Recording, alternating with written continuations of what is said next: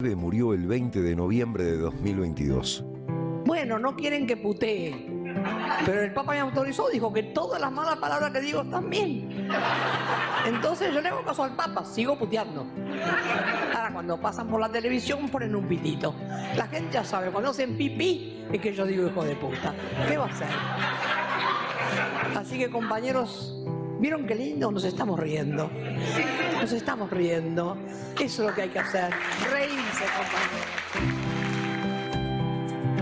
Eve de Bonafini, siempre viva en nuestros corazones. AM530, la radio de las madres de Plaza de Mayo. La radio de Eve. Preguntas y respuestas para tratar de entender a la Argentina.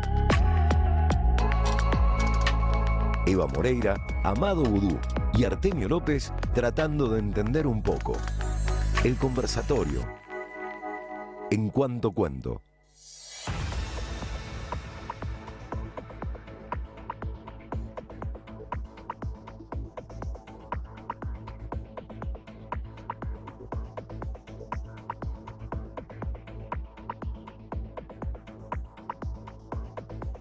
Arrancamos el conversatorio de Cuánto Cuento. Estamos con Amado Vudú, con Artemio López, con Edgardo Moca. ¿Cómo están? Muy bien.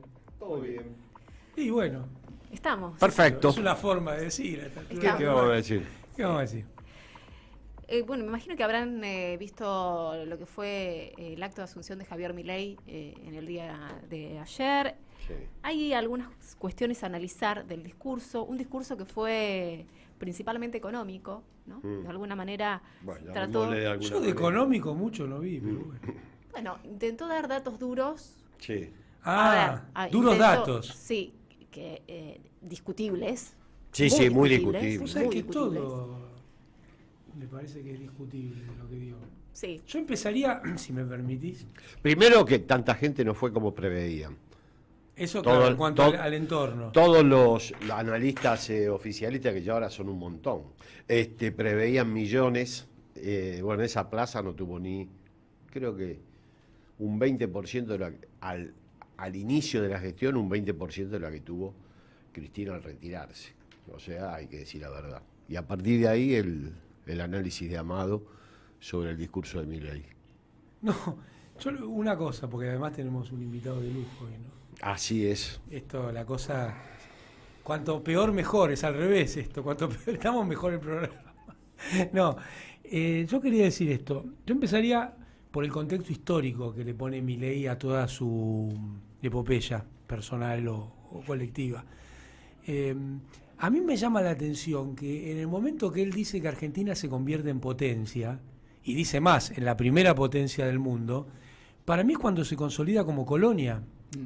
Es bastante extraño esa forma de entender el funcionamiento de la historia argentina. Entonces, claro, de ahí después devienen un montón de conclusiones que son falsas porque la premisa es falsa. Entonces, yo lo primero que diría es de mínima discutible la conceptualización histórica que hace Milei de la historia argentina. Y esto es discutir ideas. A mí, medio ya el tema de si es loco o no es loco, me parece que hay que dejarlo de lado y empezar a discutir, porque ya es presidente. Entonces, yo ahí tengo un punto que después tiene otro reflejo en lo económico, ¿no? Pero Argentina, a partir de la Constitución del 53-60, pasó a consolidarse como colonia del Imperio Británico. Había sido colonia española y se consolida como colonia del Imperio Británico en la División Internacional del Trabajo, con efectos muy jodidos para la Argentina, que una figura que me parece que hay que levantar también, que es el propio Alberdi, señalaba muchas de estas. Ellos lo tienen de ídolo Alberdi, pero un Alberdi que esconden, porque el Alberdi que denuncia la guerra contra el Paraguay, la desindustrialización, y que lo dejan tirado en París sin pagarle los sueldos, Mitre y el resto de esas épocas, Mitre sarmientinas, me parece que es un tema, por lo menos para discutir la conceptualización histórica, ¿no? Como de costado sumaría al Alberdi, que estudió la cuestión de la capital, de la ciudad capital. Claro. Con críticas bastante, para la época, bastante avanzadas. Los 10.000 pesos fuertes, pone. Exacto, exacto. En concreto. De una audacia y de una visión de las cosas. Yo quería decir algo sobre la locura. Yo tampoco creo, ni siquiera, aún pensando que Milei puede tener algunos tornillos no del todo ajustados, no me parece que ese sea un argumento rico para la política. Yo lo ubico más bien como un personaje mesiánico. El discurso de ayer fue un discurso extraño, extravagante y sin que yo sepa ningún antecedente por su estilo, por su género, diría que más que por su estilo. Es un género de alguien que vio el futuro, que estuvo paseando por el futuro y se lo viene a explicar a una feligresía entusiasta por recibir ese mensaje. A mí me impresionó más eso que ninguna de las otras cosas que dijo, porque sabemos de la veracidad que puede transmitir un mensaje de Milei sobre el Estado de la Nación. Yo no apostaba absolutamente nada. Es todo un modo de preparar la brutalidad de un régimen, no la brutalidad de un personaje, la brutalidad de un régimen, porque si uno mira el gabinete y mira los apoyos socioeconómicos que va juntando a su alrededor, es la reaparición de algo que en realidad nunca se fue, nunca desapareció, pero que nunca quizás tuvo un marco tan generoso, digamos así, como este que le plantea la presidencia de Milei. Yo estoy realmente, a mí me produjo angustia el discurso, sobre todo el lado mesiánico, porque hubo momentos que parecía un predicador explicándole a su feligresía cómo iba a ser el futuro. A mí esos discursos, hechos además en el Congreso, yo le daría mucha importancia a esos aspectos simbólicos porque es muy fuerte. Sí. Y ahí eso de traer, venimos con la fuerza del cielo, no sé cómo es la palabra. La historia de la civilización es desentenderse de las pasiones de las fuerzas del cielo, ¿no? Porque lo mismo podría decir un terrorista islámico. Que representa de todas maneras hay una matriz que se reitera en la presentación de gobiernos neoliberales, que es esto de construir materialmente una crisis previa. Eso sí. En el caso de la crisis del 2001 fue una crisis de salida, pero que efectivamente se construyó. Me acuerdo que incluso Cavallo, en los prolegómenos de la asunción al Ministerio de Economía, también propició una crisis. De hecho, acordate que Cavallo en los días previos a la asunción de, creo que fue Menem, cuando dijo el dólar requete alto, construyendo las condiciones materiales de la crisis. Fue, sí. Macri siempre tuvo como uno de los, errores, o si vos querés, ausencias de su despliegue en el gobierno, no haber narrado de manera fehaciente la crisis que, según él, se encontraba en el año 2015. Obviamente era pura narrativa. O sea que esto de narrar una crisis que no existe, o no en la profundidad que narró Parece que Milei, el relato importa, ¿no? Tanto que van contra el relato. es pura narrativa. Ahora, yo creo que las condiciones materiales de la crisis la va a provocar él con este tipo de medidas que efectivamente quiere construir. O sea, que unificaría el relato con las condiciones Con lo que materiales viene. a partir de su propia práctica, obviamente escudado en la... Yo creo que eso es una de las conclusiones que debe haber sacado de sus charlas con el ingeniero. Seguro. Que le habrá dicho, decí que te encontrás... Pero antes de entrar en ese punto, Sí. Para mí hay otra cuestión conceptual. O sea, la historia está mal. Y también está mal la cuestión de la teoría económica, ¿no? Porque suponer sobre cualquier marco histórico que la ciencia económica es una ciencia ahistórica y ageográfica es un problemón. Y se lo podrían explicar muy bien los ingleses, que fueron cuando tenían que ser proteccionistas y cuando les convenía librecambistas, cuando les convenía esclavistas, y después los primeros en ir contra la esclavitud. Entonces me parece que también, esté bien o mal el relato histórico que hace, nunca está bien pensar que la economía es una ciencia en el vacío, y lo que supuestamente dio buenos resultados en un momento los va a dar en otros. Bueno, además esto no dio buenos Y resultados nunca. Y Eso en es lo bueno, Altados, ¿eh? ese problema no lo tiene. Y Dio en buenos Al- resultados ahí llega para una las casas ventaja. matrices. y claro, Dio buenos resultados para las casas matrices. Eso siempre. Exactamente. Para los sectores populares no. Ahora, este muchacho muestra haber leído 2 o a lo sumo 3 libros. no todos, porque todas las citas son de las primeras páginas. Ojeado, por lo menos, digo. Pero una persona que se propone dirigir un Estado, vamos a suponer que la economía y la economía neoclásica es una fuente de inspiración. Lo mínimo que tiene que hacer es ponerse a la altura del debate político que hoy existe en el mundo, porque no estamos en una época de mucho florecimiento de estos proyectos capitalistas liberales a ultranza. No es un momento... la propia ultraderecha es una hija de la situación de desesperación y de desencantamiento que hay mundialmente hablando. Entonces yo creo que está, insisto con esto, la cuestión carismática, la cuestión religiosa en Milei hay que seguirla muy de cerca, porque además no es un disfraz, no creo que sea un disfraz. No es un Ahí, disfraz. Porque me parece que Milei está en un proceso de búsqueda personal de una cierta espiritualidad, pareciera eso. No, Hay pero algo ese es un contradictorio. hermoso tema individual, pero no Sí, bueno, pero para el no está- conjunto de la sociedad. Sí, pero es A muy ver, ¿a difícil, dónde es muy nos lleva difícil eso? escindirlo. Aparte es Sí. un tipo que hay que pensarlo como es, no imaginarnos un Milei distinto al que ese es el de ayer, que además estaba como desatado, como contento de poder agredir, de poder descalificar todo un fenómeno histórico como es el peronismo, alegremente, sin ningún tipo de problema, digamos. No, veo algo contradictorio también. Ayer jura por los santos evangelios. No sé si eso lo jura porque No, eso está obligado. está obligado, ¿no? Sí, Claramente. sí. ¿No? No sé. No, se Va, puede en no realidad, jurar por los Se puede no jurar. Si es como los De diputados, todas maneras, cada diputado jura Hay o una no. búsqueda espiritual. Hay Digo, tres Es fórmulas. muy respetable, pero Sí, no sé por qué la Oficial. necesidad. Claro, tenés razón, sí.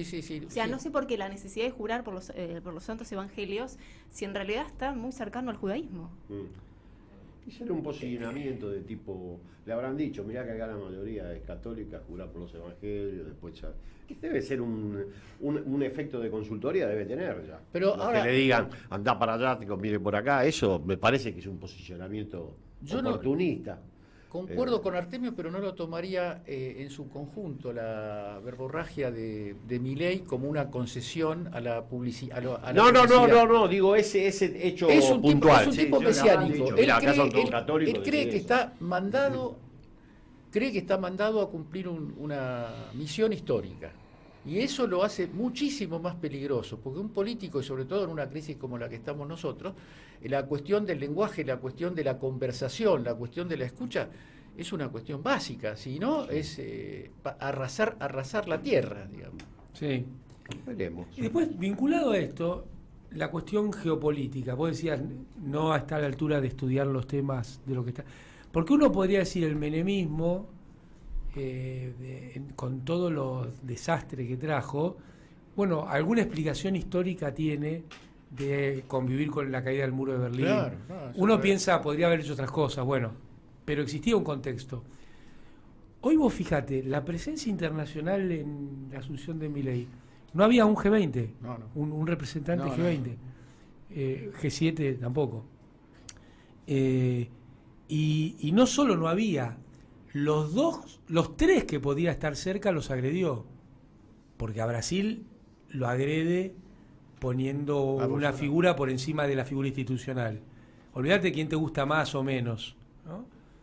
Hubiera pasado lo mismo si Alberto Fernández invitaba a Lula a la jura, también estaba institucionalmente complicado eso. El caso de Ucrania te invalida o te complica la relación con Rusia, otro país que es G20 y G7, Totalmente. y otros países que tienen un voto solo en el Fondo Monetario. Esa es la mentalidad mesiánica. Y Lo que con está al lado China. no importa. Sí. O sea, el mundo no da para hacer esta experiencia. Es como en este formato. un menemismo sin Menem, sin Corach y sin el consenso de Washington, con un mundo ahora multipolar y no unipolar como estaba Exactamente. desplegándose durante los 90. Por eso ahí tampoco parece Pero una bueno. visión muy aguda de A un todos, los sin, estadista. a todos los sin que menciona Artemio yo le agrego un con él, porque él cree que es una figura providencial, no cree que sea un presidente fugaz, circunstancial, como debe ser el pensamiento democrático. Bueno, habló de 35 años, ¿no? Por eso. Sí, un proyecto a 35 años, Quiero pero es ir- el de más largo plazo, quiero ir tiene, a tiene algo. otros. Quiero ir a algo que dijo Artemio recién, ¿no? A la figura del menemismo. Hay algo que plantea, ¿no? ¿No? Los allegados a Milei, el círculo que tiene más que ver con todo el menemismo, es que lo que fracasó en los 90 no fue el modelo económico, sino que en realidad fue una crisis política y no económica. Siempre es así. Lo mismo dicen de la Rúa, lo mismo dicen de Macri, lo mismo dicen de Menem, lo mismo dicen de la dictadura genocida cívico-militar. Siempre que vienen esas ideas, el culpable es algún individuo que o es vago, o es tonto, o tiene patilla, o no sé qué. Pero es una estrategia esa comunicacional de la derecha. De decir, salvaguardar, bueno, eso lo hizo el marxismo durante mucho tiempo, durmió una siesta teórica por eso. Cada vez que aparecía una experiencia socialista real decían, bueno, no, pero eso es un desviacionismo, eso no es marxismo. Y así fueron llevando a la crisis teórica más importante de una visión que marcó un rumbo durante muchísimo tiempo. Ellos niegan que efectivamente las experiencias reales tengan que ver con su concepción. Es un mecanismo de legitimación bastante módico, lo conocemos bastante, pero bueno, además, ¿qué otra cosa pueden hacer? Vamos a ver.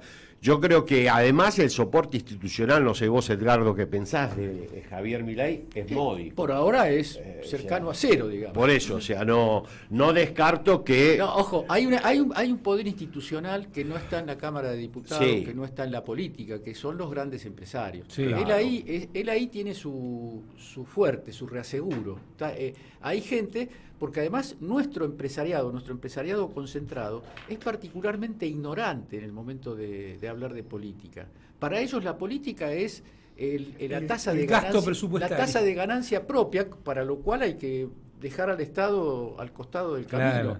Otra cosa no han mostrado entender nunca. No estoy hablando de la totalidad, pero sería difícil encontrar una lista más o menos seria de nombres que se vayan de esa media, de desprecio por la política. La política es lo que deciden ellos. Sí, es cierto. Es así. Quiero leerles un pedacito de un fragmento del discurso de No Milei. tenemos audio, No, te lo tenemos leo yo. fragmento. Mejor, cortito. Dice, durante más de 100 años, los políticos han insistido en defender un modelo que lo único que genera es pobreza, estancamiento y miseria. Un modelo que considera que los ciudadanos estamos para servir a la política y no que la política existe para servir a los ciudadanos. Bueno. Y me quiero quedar en los 100 años. Sí, se Siena, perdió. este es el tobogán largo. El Hay tobogán toboganes largo. de 70 y otros de 40. Hay 3 toboganes. Este es el modelo largo. Es el modelo Estamos hablando de Cosmo. la década del 20, del siglo XX. Claro, o sea, el peronismo ¿A qué se no refiere? existió Sí. No, y el tiempo de Néstor y Cristina no existió. no. Pero al hablar de 100 años, uno dice, ¿Y los no, golpes? enseguida te lleva a ver cuál fue la crisis del año 20. No hubo la crisis fue en el año 30, en todo caso. Y no fue local.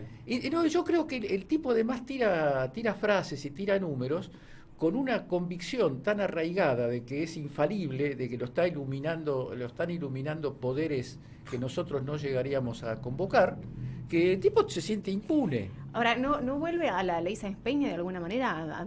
Sí, lo más cercano Dice, a eso. bueno, el problema empezó con el voto. Sí, no lo explicita, pero yo, la verdad que esas teorías, sí, es probable que, que la democracia les resulta objetivamente un obstáculo para desplegar estos proyectos, no hay ninguna duda. Pero no me atrevería a decir en qué pensó cuando dijo 100 años, porque la verdad no lo sé, pero puede ser que haya sido una referencia como la que vos señalás. Si no lo pensó, podría haberlo Que pensado. el voto universal le resulte un obstáculo, es probable. El voto universal no de la mujer, ¿no? No, Eso se lo dio Eva. claro. Tendría que haber señalado otro Un tobogán problema ahí. ahí. Claro. Otro. Bueno, después hubo muchas inconsistencias. A mí me encantó lo de 15.000% de inflación. Bárbaro, ¿eh? Y pobreza, 95. con 40 de Sí, indigencia. ahí se le fue la mano, ¿no? Porque A él le dijeron, dale, hay que mostrar una herencia. 90, bajó 5. yo no sé, Amado, si le dijeron, el tipo está poseído, ¿eh? Mi teoría tiene aspectos conspirativos. Yo no puedo empezar para juzgar un discurso político por el estado espiritual de un individuo. Claro. Pero a mí, yo escuché ese discurso, nunca me había pasado, no de sentirme rechazando lo que se dice, sino absolutamente sorprendido, absolutamente... ¿Qué viene a hacer este discurso acá? Después cuando empezó a tirar la cifra, 15.000%, de este tipo está alucinado. Pero vos viste que cuando estaba Néstor, Cristina, el presidente, siempre la energía se acababa a fin de mes, no iba a haber comida.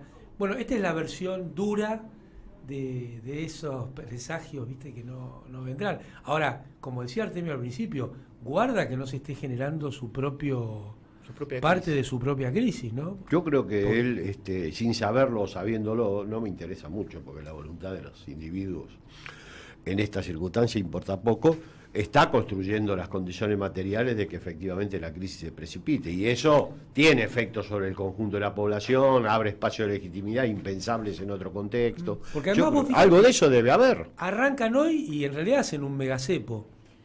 Claro. O, no sé si durará un día o cuánto, pero hay un megacepo, no tienen clara la política cambiaria, porque si no la hubieran puesto en práctica, la hubieran anunciado el sábado y la ponían en práctica el lunes. ¿Y los datos sobre el déficit, Amado? Y la cuestión, claro, del déficit. Es un invento total. Deben ver esto de la motosierra y dice acá no se puede, acá no se puede, acá no se puede, uy, cagamos. Ahora, yo pregunto. Yo ese fenómeno lo vi en la Alianza, cuando Sí, pero venían a ANSES y decían, bueno, hay que sacar, yo era trabajador de ANSES de línea, hay que sacar todas las asignaciones familiares. Y bueno, van a sacar una ley. ¿Cómo por van ahí a los hacer? contrarios... No, las que son truchas. ¿Y cuáles son truchas? No hay. Los contrarios puede ser que se toquen, pero entre el espíritu y la cosmovisión de la Rúa y la de Milei hay un abismo. A lo mejor los dos terminan en lo mismo, eso Pero puede ser. respecto a la visión del Estado, había cuando volvió Cavallo. Eso era neoliberalismo. No te olvides que eso es el neoliberalismo. Este no es solamente neoliberal, este es un providencialista, un enviado que nos viene a colocar en la ruta.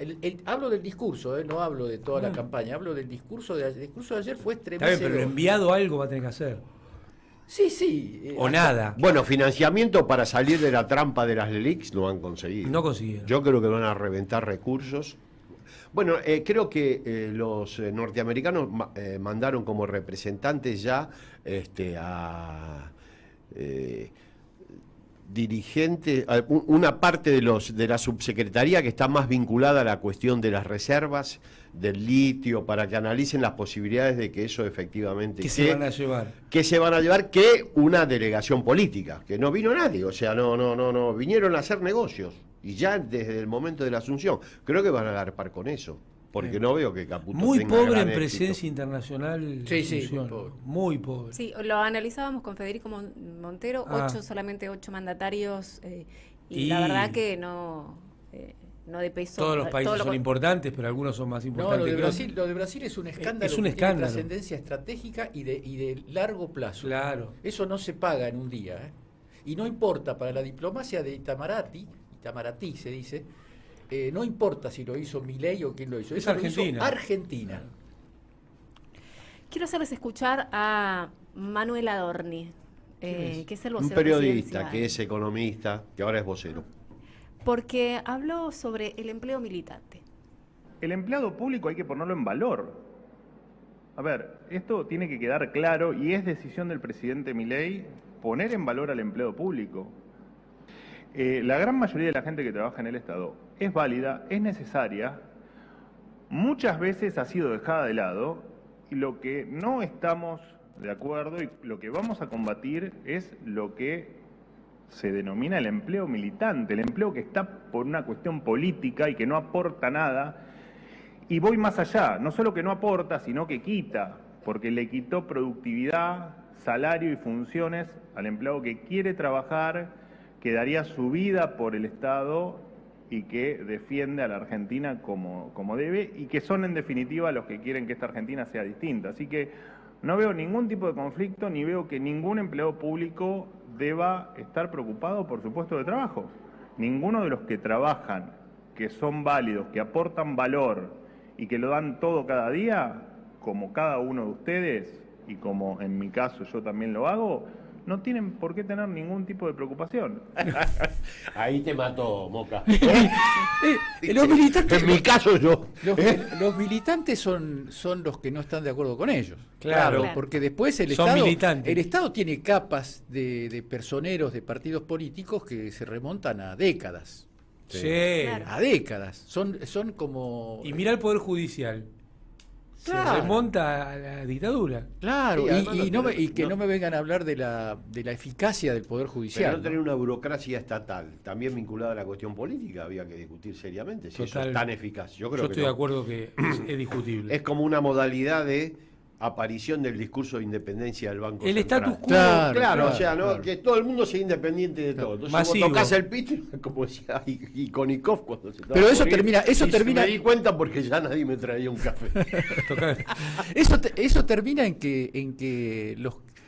la persecución y termina en el debilitamiento del Estado. Sí, Porque claro. meter la disidencia política como argumento de selección de personal es un horror.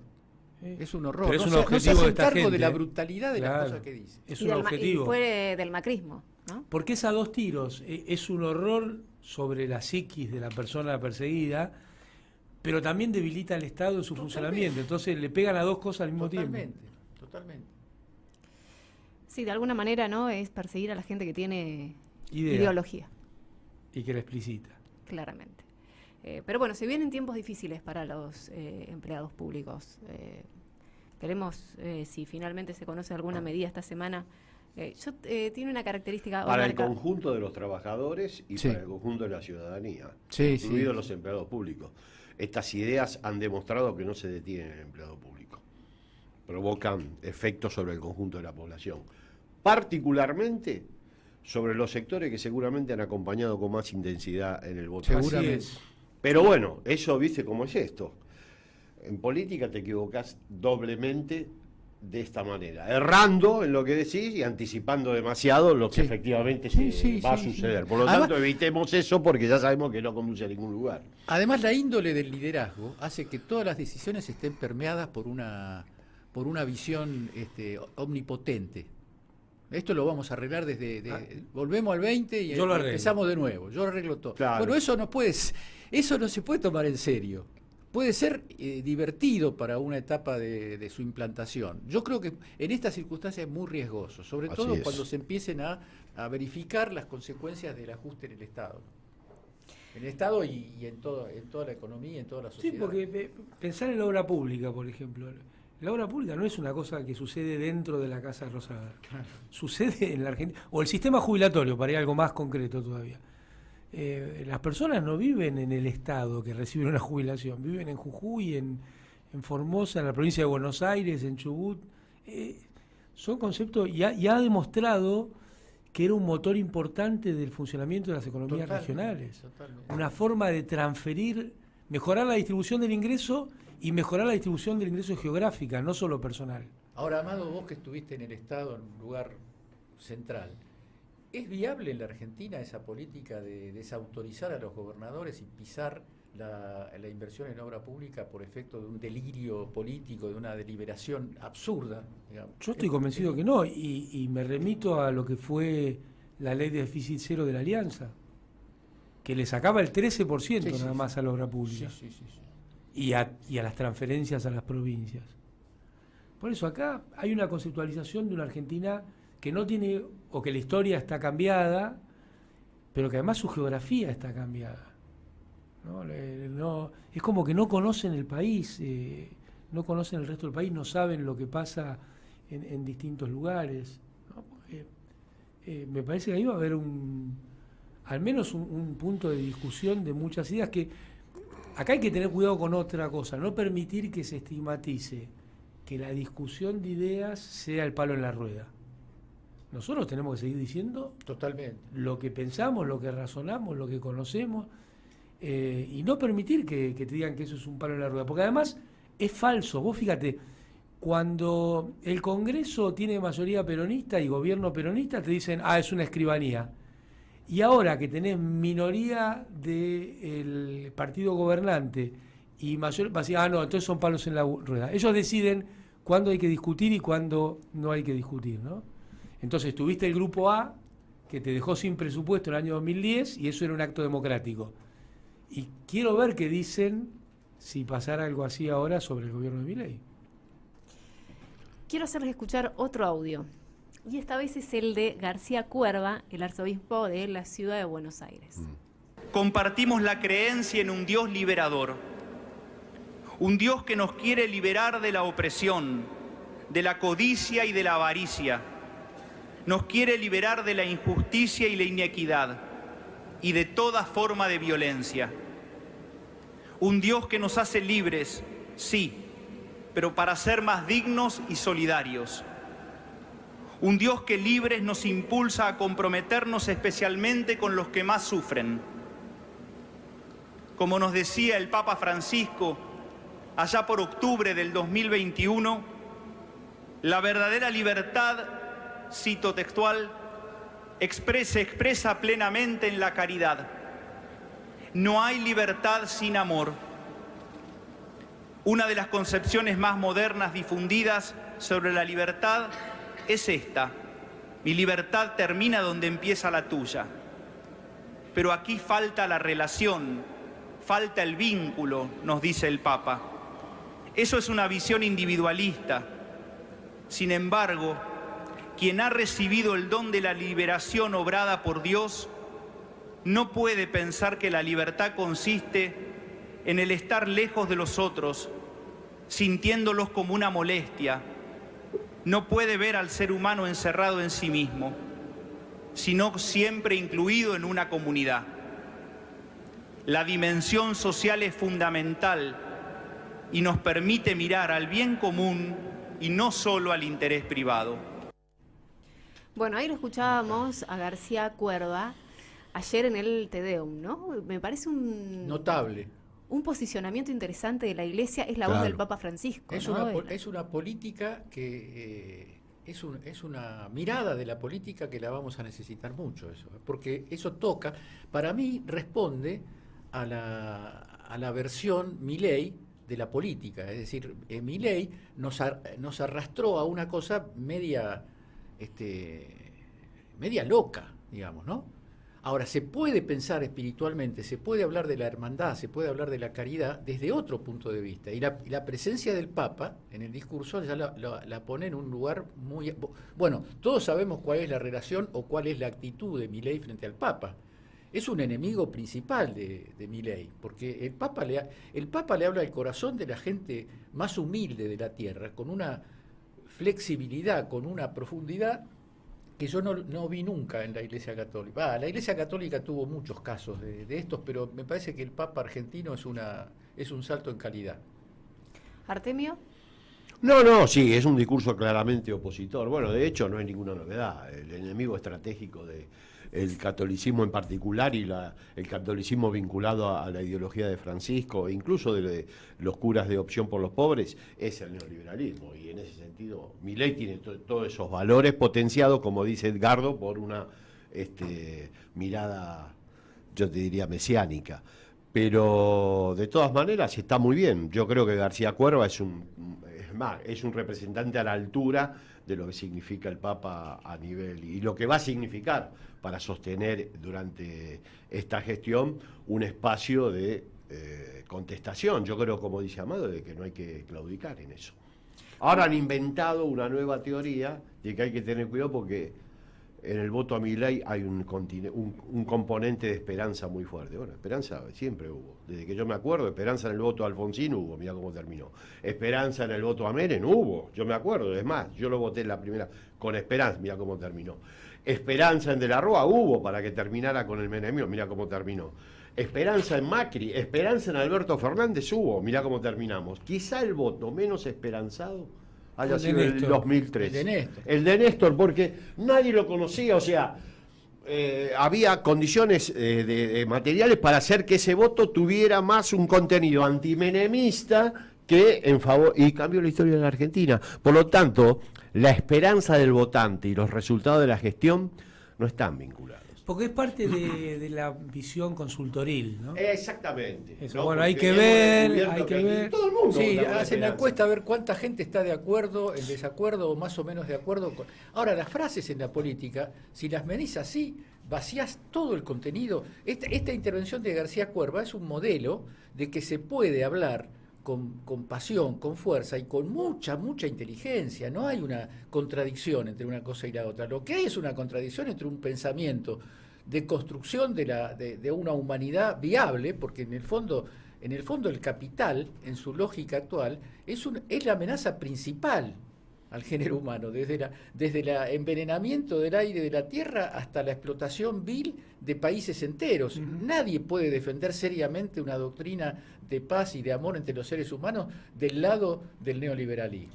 No, y trae un tema que este planteo de García Cuerva que me parece que es central y más viejo que la escarapela, que es ¿qué es la libertad?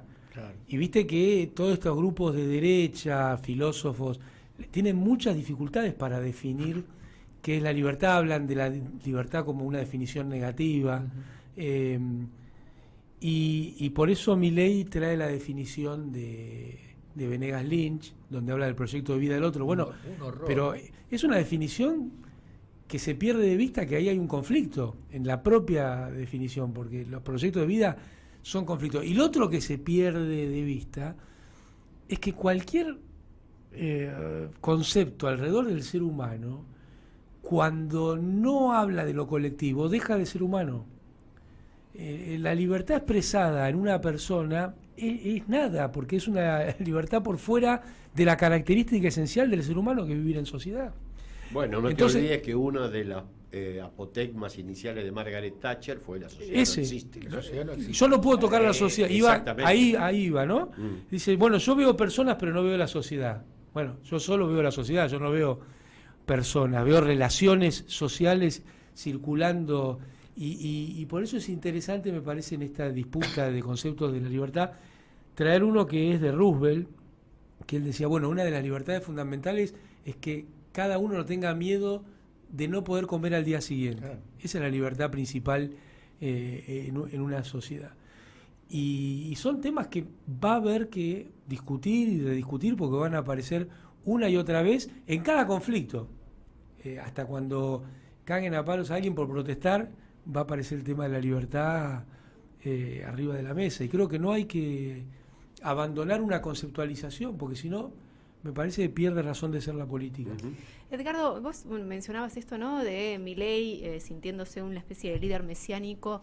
¿No hay un escenario que de alguna manera se vuelve nuevo, que empieza a tener la religión otro protagonismo en todo esto que quizás hace tiempo que no Sí, se totalmente. veía? Es un fenómeno mundial y tiene tanto aristas altamente positivas como amenazas muy reales, porque el pensamiento ultraderechista se ha apoyado en una interpretación de la religión, apoyada en estructuras muy bien solventadas por ciertos países capitalistas, Estados Unidos en primer lugar, que pone mucha plata en la divulgación, justamente a propósito de lo que decía Amado, en la divulgación de una idea de la libertad que no contenga la solidaridad y la fraternidad. Es decir, la Revolución Francesa no fue solamente libertad, fue libertad, igualdad y fraternidad. Y en el capitalismo actual lo único que circula es la idea de libertad. La fraternidad incluso tiene ataques terribles, porque la fraternidad tiene un elemento religioso, la fraternidad. Yo no puedo ser hermano de alguien si no creo en que somos parte de la creación.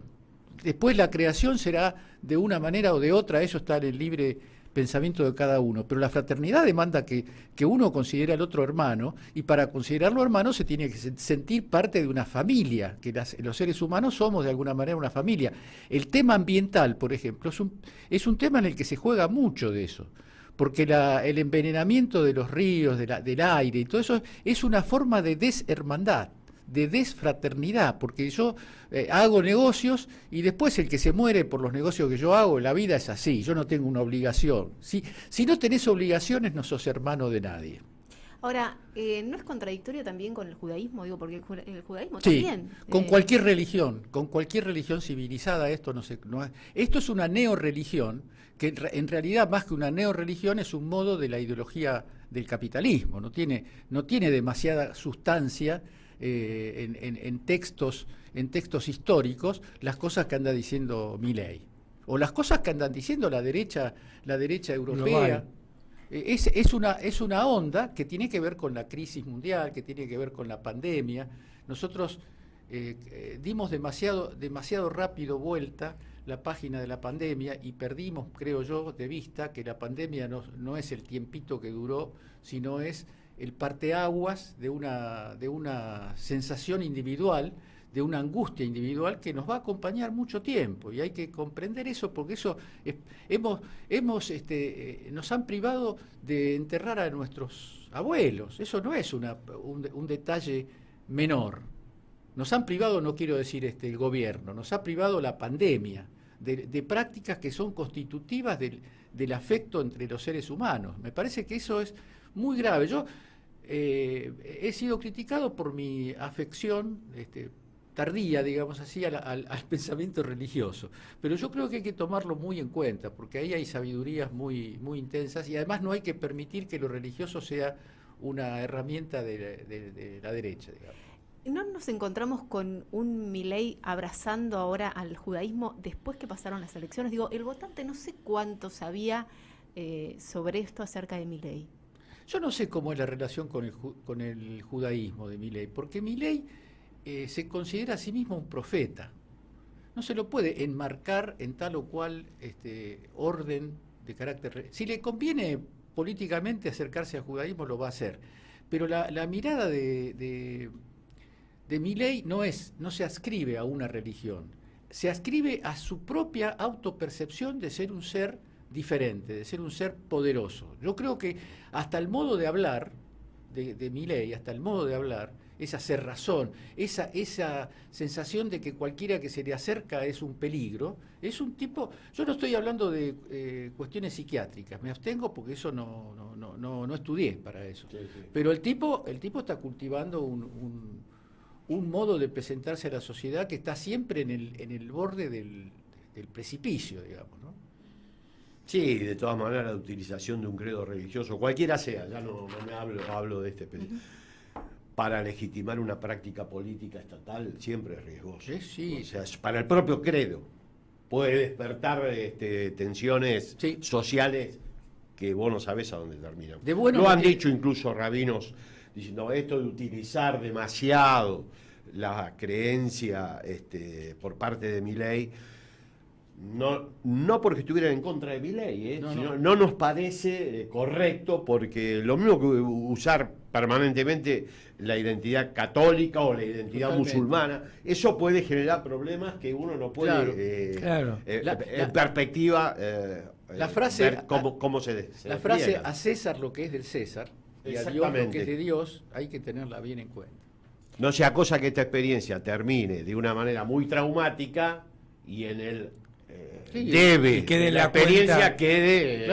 Ahí hay un problema. Ha ocurrido además muchas veces. Es una irresponsabilidad más de este tipo de discursos. Utilizar eso que no debe ser utilizado para una práctica específica que no tiene nada que ver con lo religioso. Exacto. Vamos terminando el conversatorio. Porque la separación entre el Estado y la religión es una cuestión de la política. Ha sido una bandera de la... Una bandera, una adquisición, un valor. Y a la política de la libertad, digamos. Claro. Sí, y salvaguarda a la propia creencia. De los vaivenes de la práctica estatal y de la política, es obvio. Totalmente. Pero bueno. ¿Este es el último conversatorio del año? Tenemos que discutir, ¿no? Exactamente. No, nosotros acá la que conduce Seba y nosotros acatamos. Pensé que se iban a tomar unos días para cortar el pan dulce y ese tipo de cosas, pero eso ocurre dentro de 15 días. Bueno, Eva, acá acatamos. Bueno, como vos lo vamos a decidirás. seguir. Si catamos, si nos dejan también. Bueno. Y eso está flojo esto. Este fue el conversatorio. Edgardo, muchas gracias por acompañarnos. Espectacular. Este fue el conversatorio. ¿En cuánto cuento?